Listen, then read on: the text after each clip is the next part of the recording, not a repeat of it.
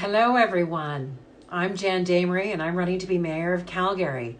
Welcome to my very first Instagram Live.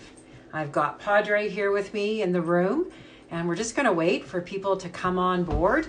I know they're getting poked right now, so I see people are starting to join. Hello, everyone. So great to see you all. While we actually have people check in, hope you've had a great week.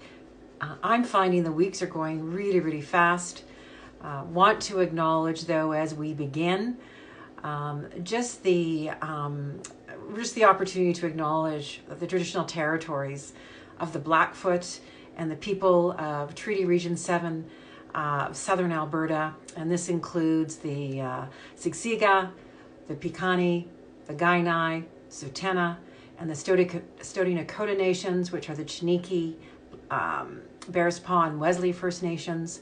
City of Calgary is also home to Métis Nation, region number 3. And as I've said before, acknowledging land, acknowledging our history is really important, but only a small part as we build meaningful relationships with our First Peoples of Canada. And I am so committed to truth and reconciliation and building strong relationships together, that we can build strong futures for all of us, leaving none of us behind, and everyone prospers. So thanks again, everyone, for joining tonight. Again, my first Instagram Live. Look how hip and cool I am. So I'm also thrilled that I'm going to have a guest. Christine Ward is going to join me. And I'm just actually going to pull her here. I think every time we're going to see if I can find her. There she is. Hopefully technology works. See if Christine can join me this evening. I'm so excited to introduce you to my friend. I did it first time. Wow. Very impressed. Isn't that awesome, Christine? So good. Thank you for joining me this evening. Of course. It's my pleasure. I was trying to remember, we met in 2018, right? When you were thinking of moving to Calgary. You were in Toronto at that time. Yeah. Before I made the jump, not quite overseas, but a few provinces over. Yes, well, and this is timely in the conversation of Calgary, because we want to be attracting more of you to this city and this province. Yeah, so I joke that I'm the opposite of every 24-year-old that CBC writes about. That I graduated and grew up right in Toronto, but this is a lifestyle here. It's nothing like the lifestyle in Toronto, right? So. Well, it's because of that. And I think when you also venture or come from outside, or you've been able to travel and come back, really appreciating how unique and these natural assets that we have, but also the quality of life that we enjoy. Maybe sometimes we take it for granted. And I think this is what I'm passionate about, is, shining a light on it, Christine, and believing in it, and inviting others to join us and build this great city. Yeah, no, 100%. And I don't ever see myself not living in this city. It's kind of wild how I've become a Calgarian. I think now that I've survived 2 winters, I think I'm allowed to say that, right? I've got the badge of honor. but you're a skier, which I think helps, right? Yeah. I love the mountains, and right, but for those that don't know Christine, whip smart friend. I love surrounding myself with whip smart people. And a friend actually a cousin of a cousin introduced me to you. Actually, we'll get that kind of sequence right.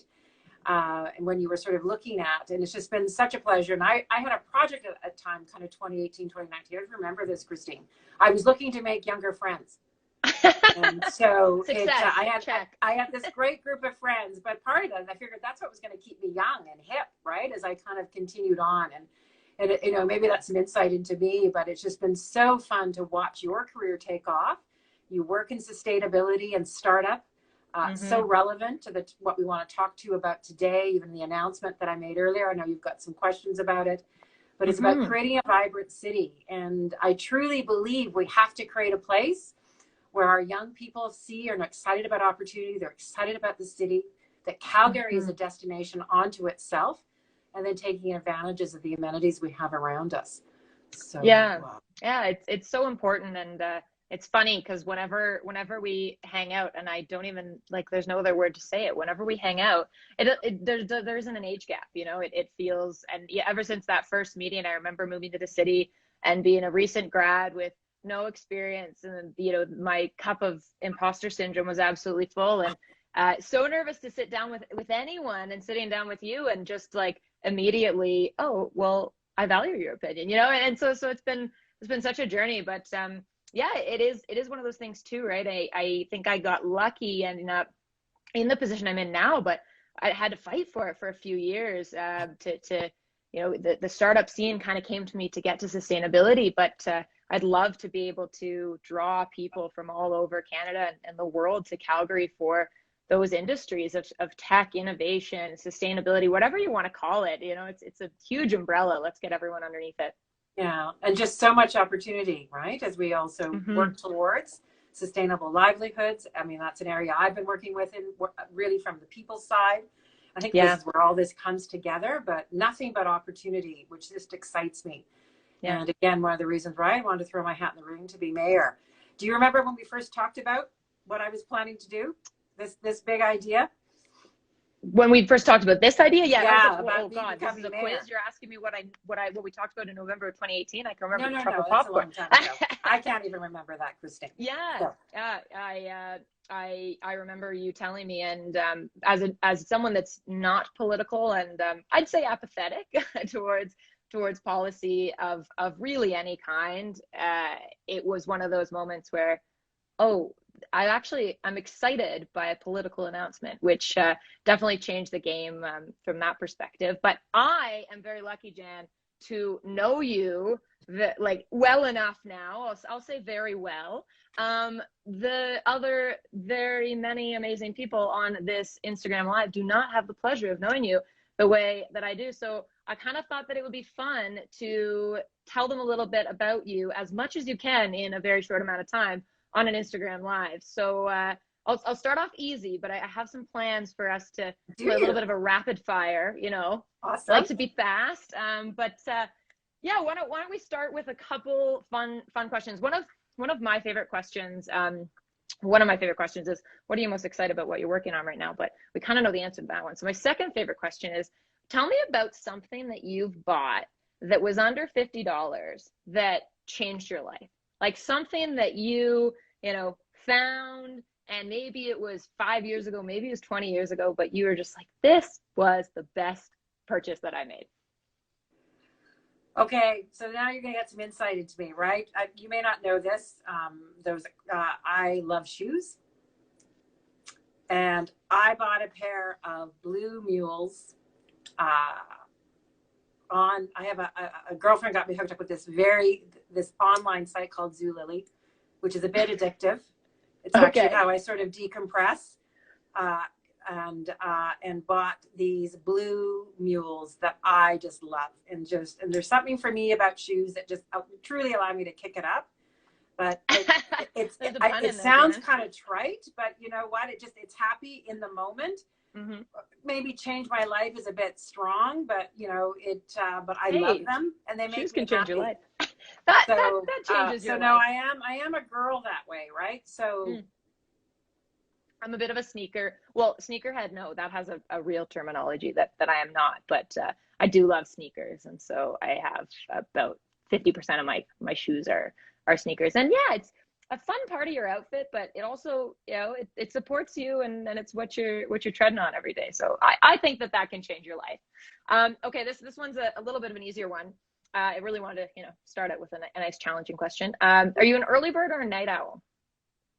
I'm probably none anymore. When I was more your age, definitely night owl. I'm an extrovert, very well defined extrovert, and it takes me a while to warm up in the day, right? So need my latte. There was always been a rule, right? Has Jan had her latte in the morning yet before you start to interact with her? But I'm finding I'm exerting a lot of energy these days. Mm-hmm. And I'm barely making it to 10 o'clock, 10:30, even on the weekends. So I have the infamous Damery sleep gene. It is genetic, so. So yeah, Yeah. and I need a lot of sleep. More maybe than many of you. Yeah. I'm at my best. I've always talked about it being my secret weapon. So I need a good 8-9 hours. That's a healthy way to live. You heard it here first, I folks. hope 8 or 9 hours. Okay, well, I have one more question. This is a pretty typical question, and then we're gonna speed some things up. If you could have dinner, lunch, glass of wine with anyone in the world, alive or dead, who would it be and why? So right now, the first one who popped into my head was my grandfather, David Taylor. He would be so, I hope, incredibly proud that I'm finally entering the realm of politics. Was he a politician? He was very involved in politics, more backroom. He was friends with Peter Lougheed. He was friends with Diefenbaker, all of those sorts of people. He used to drag me out to political fundraisers when I was 13 and 14. Oh, wow. He also instilled in me that sense of community service, really true. He was a member of all community service organizations. Right. And I lost him way too young. We lost him, but he was an amazing, highly influential, just connecting all of us. So channeling my Papa Taylor, Papa as we called him. And it would be amazing to have lunch with him because I think he would be so proud. And he'd also be saying, it's about bloody time that you did this. You have been meant to do this. So. But it's an interesting answer. I feel like normally you get celebrities or influential figures, etc. But having someone, that really impacted your life to be able to have one last hurrah with, one last advice giving mentor session, whatever that is. That's very sweet. Okay, so before we speed things up, Katie has a question in the chat. What is your favorite local clothing store? I have a bunch of them. You can't just name one. There's so many. I know, right? I do like, back to locals. So in Inglewood, Adorn, love Adorn. There's, I think it's Crabapple here, sort of in Marda Loop that I really like. I often kind of poke my nose on. I like people who kind of the proprietor. Is it Purr? Yeah, I like Purr too. Kind of. That was the one that was mentioned. So, you got points there with Katie. Yeah. I have some amazing people too when I'm in executive mode. I've been a long time client with Blues Downtown. Shout out to Charlotte and Zora as well, who have just been so kind in their styling advice. And one of my newest finds is the Upside. So consignment. Yvonne did an amazing job, even as I was starting to think about running for mayor, giving me some just style, particularly for spending a lot of time on camera, what to wear. Yeah. Probably wouldn't approve of the names on my T-shirt, but just the kind of the blank T-shirt. But I had to wear this T-shirt because it says gratitude, which I'm all about, as you know. I'm just so governed by that. Grace and grit. I love this T-shirt. Anyway, those are the 3 G's. It's a great question. Yeah, no, that is a good question. There's so many great local shops, and consignment you don't get much more sustainable than used second life local sort of upcycling within our own city. So we're all for that, and you can't beat the prices. So for a budget, I joke that I'm still a student in my budget, but it's never hurts, and there's so many awesome. Well, I'm feeling that way too, Christine. Right? Because I'm on unpaid leave right now from my job, so I have to watch it. And but there is something about that upscaling. I love upcycling. I love that term. Yeah. It kind of takes away the any guilt that comes along with some retail therapy, which I'm definitely privy to. But okay. So now I'm going to move into some rapid fires. How is this going to work, Jan? We're playing a game, are we? Well, who's keeping score? Maybe the tech in the background is keeping some score. But essentially, I'll say a sentence, two sort of comparable things. It's kind of combining would you rather with just like rapid fire quick questions. So try to answer with just the first word that pops into your head. We'll see how fun. I mean, I have a drink, so it's a drinking game for me, and I'll tell you about my drink later. All right, Well, I let's want do to it. know So what you're drinking because you're known for this, right? yeah, and this one's a very exciting one. It combines both innovation and beer, which are my two favorite things. So, all right, let's start it off with an easy one. What is your favorite color? Green. It's not red. No, isn't it funny that I just green came out, but I'm in my garden mode. Maybe that's what's Mm. filtering because normally it's red You or could, orange, right? Fire colors, yeah. redhead. I think like my favorite color is purple, but I probably don't wear very much purple. Like my most used color perhaps is different than my favorite. That's okay. I'm okay with that. All right. What's your favorite food? Sushi. Mm, that's a I good love one. We'll have to sushi. talk about local shops after this. I think I know the answer to this one. It's going to break my heart. Wine or beer? Wine. All I right. Yeah. did though. I was a I'll pretty do the mean beer. beer drinker in university because it was cheap. And There you before go. all The this student crap budget. brewery, right? So yeah, Yep. Yep. All right. Beach or mountains? mountains. Good one. Good one. I have a fun story. Oh, we're still rapid fire because Yeah. you ask these questions and they prompt stories. Jan, you told me it was a fun story. Now I can't not hear it. Come on. In my days working with AgaCon, the AgaCon Development Network, I did a lot of work in Pakistan, northern Pakistan. Flew in on a Hercules 380, I think they are, right? Big, one of those big planes, just like the military. I flew in. It was crazy adventure. I had been at that time living in Africa, but so flew in to a place called Gilgit, which reminded me of Canmore. And I felt instantly at home. It was really cool. So mountains. Halfway around the world, but still at home. Met my husband, right? He was living in Canmore, right? Spent a few years living in Canmore with him and the boys, Colin and Graham. So it's like a home to me, but I love the expanse of mountains. And the possibility. All right. Okay. I think I agree with that. Beach vacation has a place in my heart, but mountains forever, every day, that's your All right. Walk or bike ride? Walk. I'm a walker. Padre supports that as well.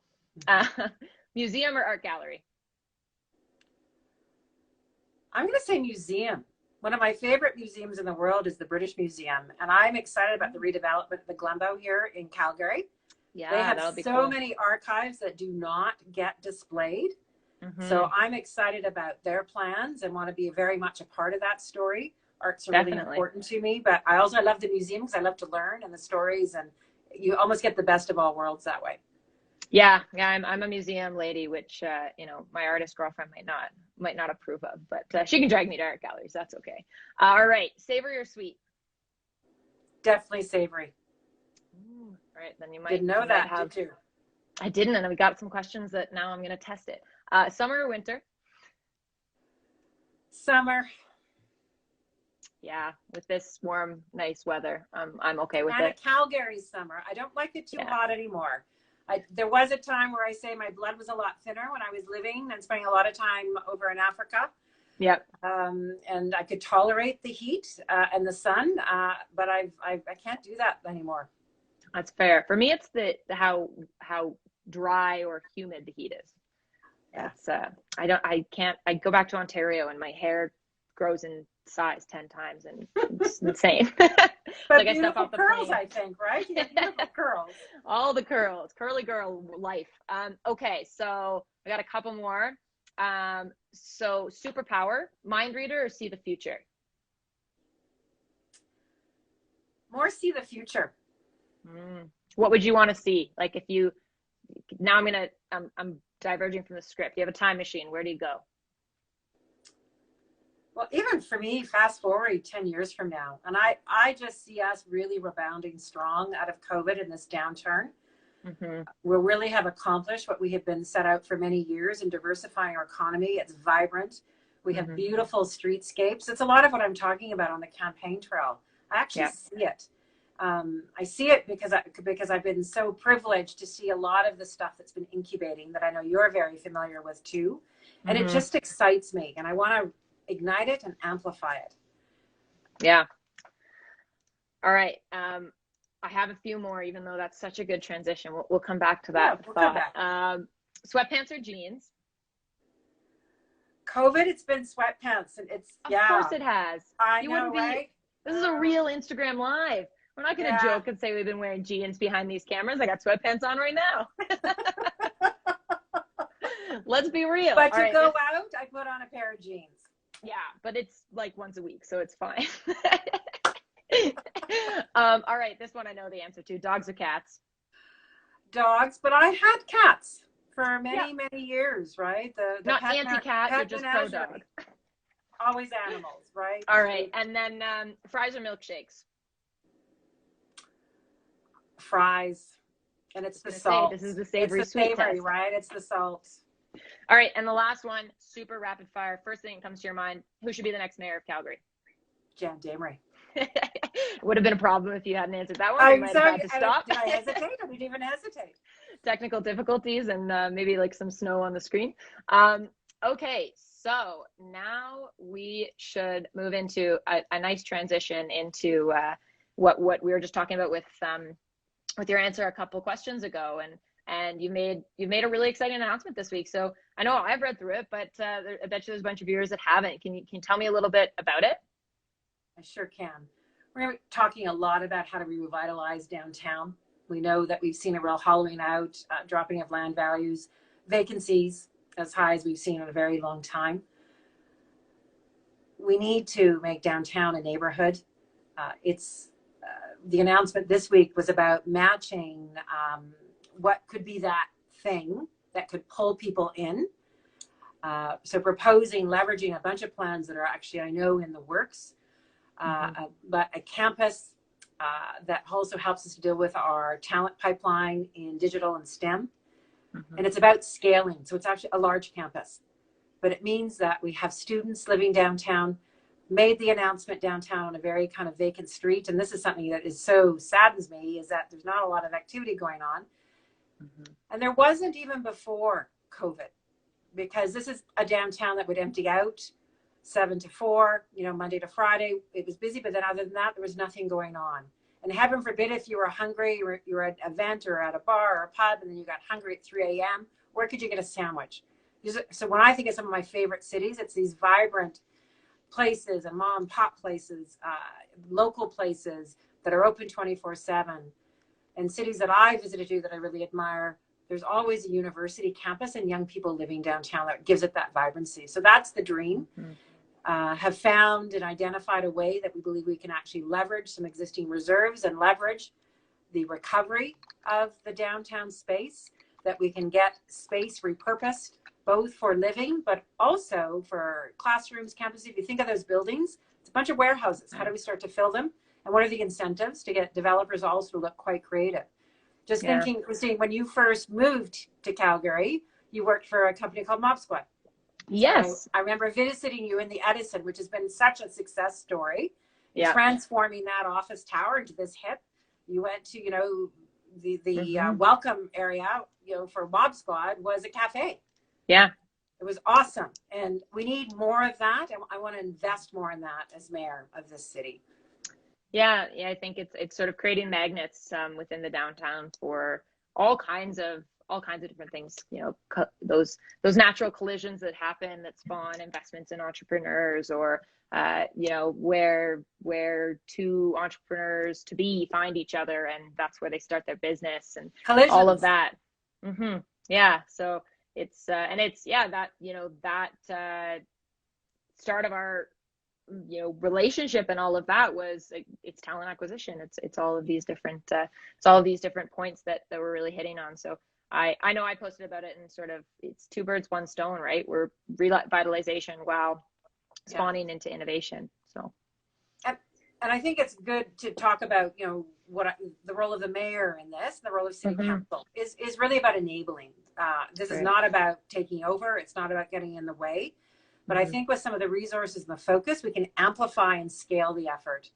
As you know, Christine, I've been working in the tech sector. I work for the VM. I volunteer for the Mentor Service of Alberta. I've been working with startup CEOs, and the purpose of that enterprise, with just taking the experts in our own community, is how do we help our CEOs, right, our startup CEOs to actually scale their businesses. Mm-hmm. And so it's all about scale. And I think we're playing almost too cautious. We really need to go bold. We need to double down on this to create the Mm-hmm. catalyst. And my reflections are, you could say maybe that, I mean, most things I do, I mean, running for mayor is bold. I am bold, but Yeah. it's driven by belief and vision. And I Yeah. believe when we bring the smart people together and we leverage all of the system and all the players, Mm-hmm. we can make things happen that we didn't even think imagine, and we can go Right. beyond sometimes what is possible. And Right. this is a bit of the background. I have experience of doing this in multiple different sectors, and I want to turn this energy and this belief for this city that I so believe in. And with Mm-hmm. gratitude across my t-shirt today, it's because I'm so grateful to the city for the Yeah. opportunities that I have had. My chosen family are here. I've had the opportunity to work in all sectors, and this is about me giving back and paying back. And it's about servant leadership to really ignite and help us move forward. That's why I'm running for mayor. I think a little bit of grit in there too, also on your t-shirt. So Well, you've seen me, right? I dig in. Definitely. To make things happen. Yeah, no, 100%. And I think making things happen, it's the first step, as someone that's not very politically engaged, the first step with something like that is actually having some idea of what that impact is going to be and how you're going to do it. I think there's a lot of, and I'm not trying to, say anything even in this race, but just generally in the world, there's a lot of fluff. And I think we really need to start focusing on where's the substance? How are we going to make everyone? I think a lot of people in Calgary would agree on the same points of what we want to do. Let's keep our young people here. Let's not have so much of a brain drain. Let's have companies not leave from Calgary, but to come to Calgary. Like Bird just announced today that they're moving their headquarters to Calgary. That's like the third one this year that's moving headquarters to Calgary. That's fantastic, right? Let's see more of that. But how are you going to make it happen? And so I think specific policies around that. And one of the questions on that that I had and Maggie from the chat also had was, how would you say to young folks, or what would you say to young folks who feel that they need to leave Calgary for bigger cities to make a living or start their lives? And conversely, how is this initiative gonna help young people? I mean, I'm super biased because I'm the young person that moved here, but there's many others who leave and or don't ever move. So what would you say to that, and what actions are you taking, Jen? It's all about opportunity, and them seeing opportunity and believing that we're committed to creating these opportunities. I think too, Christine, it's quite personal for me as well. My eldest stepson moved away in August to Victoria because he didn't see opportunity and didn't see this cool factor in the city, questioned some of the value set of the city. Yeah. And I'm so committed to inclusive and leaving no Calgarian behind, that we're building a sustainable future. I've had the privilege of working in energy, and even back in the day, early days, always talking about energy and environment and sustainability. It's not one or the other. I don't see them right as one or the other. We can do them together with our smarts because we're creative, we're innovative. Yeah. But I think it's creating that opportunity and belief. Going to other big cities, something I think you have to go away to start to recognize sometimes. So the issue is I'm actually all for kids going away, experiencing a broader world, because I also believe we learn and understand tolerance when we do that. And we understand how other people live, which actually grows our tolerance. But the issue is, how do we get people back? And it's the cost of living. It's the natural amenities that we have unparalleled by any other places in the world. We are so fortunate, and we've got to really believe in ourselves and know that we attract it. We have to be smart in terms of how we get people to these places, so we're not creating congestion. We're not creating more carbon footprint or disturbing sort of the natural habitat. But we've got the smarts to manage it both together. We have a long history in this province of conservation. And so it's just really amping that up. So I think the message to young people is go and adventure, but come back, because there is opportunity here to raise your families because of the quality of life that you will have. Yeah, no, and I so appreciate that statement of, working primarily in carbon offsets. There are no carbon offsets without energy. it's a renewable space. I work on projects, some that have to rely on the energy industry for such a fundamental degree. We work on, there are abandoned oil wells and orphan wells in Alberta that we're putting solar panels on to generate renewable electricity, so we're not so dependent on coal. Like, that's the type of stuff that is revolutionary, and it involves both industries working totally in tandem. It can't come at one or the other. And I just want to touch on, the affordability of this city. I think we think about students and we joke about our student budget a lot, but there's also a lot of individuals that are not students and I think can feel the pain of affordable housing or lack thereof. And can you speak to a little bit more? Carl asked the question specifically. Do you have an idea of how to provide affordable housing in Calgary, and what are your steps to kind of accomplish that? Yeah, and it needs to very much be a focus of the mayor. It's actually a focus of the current mayor too, so I applaud him on that. And there is actually a lot of investment being made from the federal government in affordable housing. We've got to be in a position where we can leverage that. I think I saw some numbers today that we are short almost 15,000 when we think about affordable housing units. There's already some talk about repurposing some of those downtown towers that can be converted, but not all of them can be. So We've got to look at both land use and loosening up some of these regulations and giving a bit more flexibility in development, always in consultation with community. But how do we give more options, more choice, that we can create that affordability?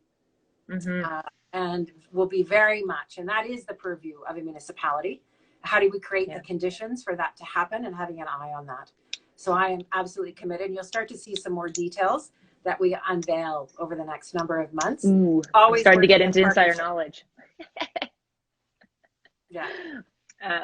Sorry, working in partnership? Yeah, no, but we've got amazing players who are right in the space. It's how do we sort of activate that expertise? It doesn't reside in one silo or the city alone. It's how do we broker these partnerships, and always having the right expertise around. One of my favorite sayings is one big brain. It's how do we leverage all of these systems? We're dealing with complex issues, and we've got to have different perspectives at the table to solve this issue. And I would say humbly, that's what I'm really good at. Yeah, and I think that it's really interesting because you've touched on it a few times with a few issues, that it's not any mayoral candidate that purports to try and solve these problems, especially on their own. That's not what it's going to be. It's going to be a collaborative effort to put forward the policies, and then have all of the different support that comes from all of the different areas, right? And how can we prioritize that as a city? And putting your vote towards the mayoral candidate that can start to look at that collaboration is the first step, and then then it's all up to them. We've as individuals, but also it's me going to an event or supporting someone in an area and trying to create those collaborations, those collisions. We've kind of touched on it all, I think. One of the questions that definitely hits home for me, be having an artist in the house and really always trying to support her with everything that she does, but also recognizing that, what does she always joke, like, people don't want to pay for art. It's all, exposure dollars and things like that. It can be a really big struggle when art is some of the greatest joys of City Bump being, becoming a national mural festival and things like that. Chinook Blast brought more people downtown than I'd seen all of COVID. And so Katie asks, what theaters and artists have been hit incredibly hard by the pandemic. How will you help promote and restore the arts going forward, and what is your role in that? Role is to be a champion, and made early announcements after I had just announced to run for mayor about some COVID recovery incentives for artists, grants. Want to make grants available, and also to support the collectives, because art brings the vibrancy, right? The beauty in all, however we define it, that richness. And we also have to remember that artists they're earning on their own, right? It's that true entrepreneur, and we have to support them. And the jobs matter in this sector. And how do we actually incentivize that to do that? One of my proudest moments when we were building the YWCA hub in Inglewood, not too far, I know where you live. We had an art program, and we paid and commissioned artists, local artists, to build, create these beautiful fiber pieces of art that actually really build a sense of Cool. healing, a sense of belonging. And so I think we have to understand too that art does create and bring, it invites people in, it creates that sense of belonging, that inclusiveness. And I will be a mayor that champions a vibrant art scenes. Awesome. I Yeah, believe in it. it really, it's, you know, I think it all connects. It's the vibrancy of downtown, quite literally, is things like Telespark, and that's a, you know, that's an arts investment, and Alice at the Bow, and all of these really cool. And then that light lamp post on Deerfoot as well. Yeah. we can't forget about the lamp post. That was like one of my first, I felt Calgarian when I knew what that was. So I'm gonna shine my and flex my very weak policy muscle here. Greg has a very policy oriented question that I'm just going to read out because you know what, I don't really understand it. So maybe part of the question is explain it to me a little bit. On June 21st, council will vote on the North Hill plan that will guide development north of the Bow along 16th Ave and up Center Street. Do you support it? Why or why not? So maybe start with telling me a little bit more about it. Well, for those that aren't aware, the guidebook was a way to really start to make a lot of our land development, even the definitions and how we define these things, more common, right? So less efficiency, less mixed messaging, and how we develop. But all of this is sort of governed in these local area plans. It's a great question, Greg, and I'm actually going to say right now, I don't know the specifics of the North Hill plan, so I need to look into that. So I can't say why or why not. What I do know is that it has been a pilot project. There has been a lot of engagement in it.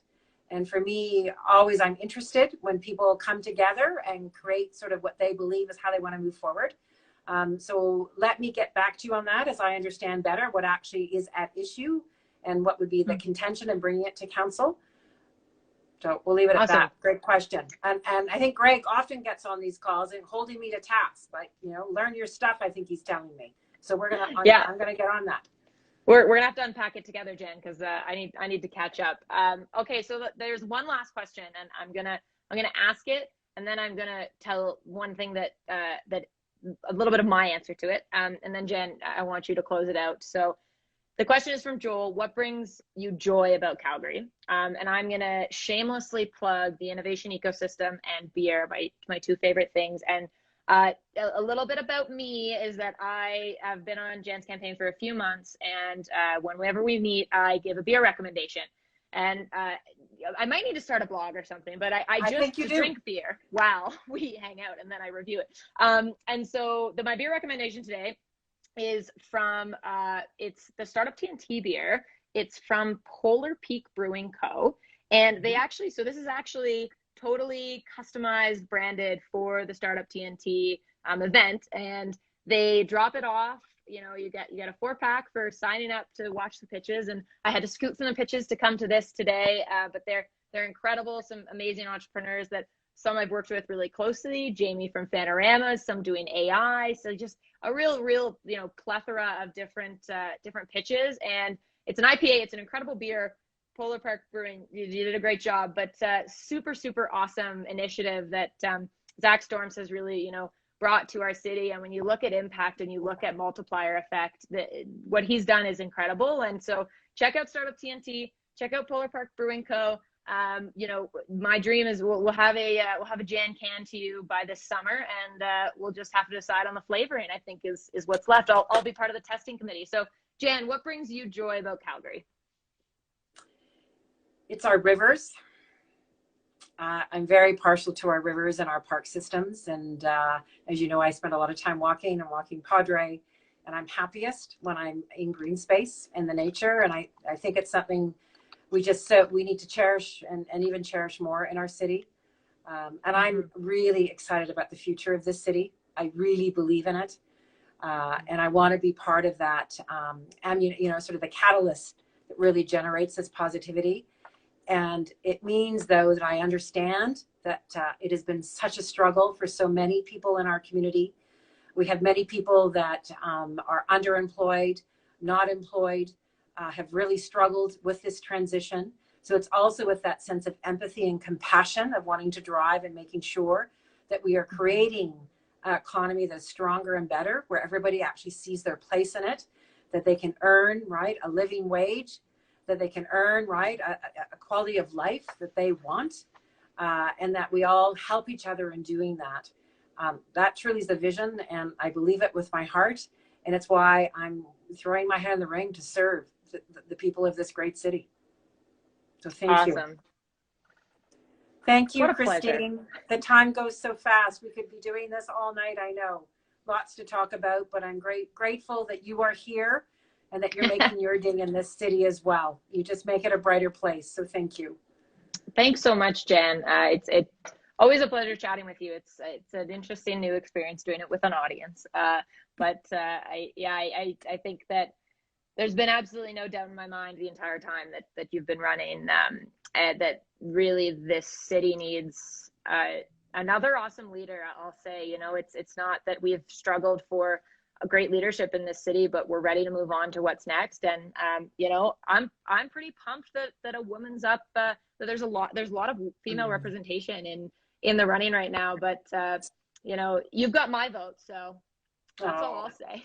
Thank you. Well, and you know, and it's earning that and maintaining it as well. So I'm so grateful for that. And encourage others just to, you know, who come on and kind of get a sense of what I'm about. Check me out. You'll find I'm a pretty straight shooter. I think, Christine, you can attest to that. But it's about having constructive, pragmatic ideas to move us forward and having the energy to do that. And I'm all about the energy. So thanks again, and good night, everyone. It's been so great to have you on board.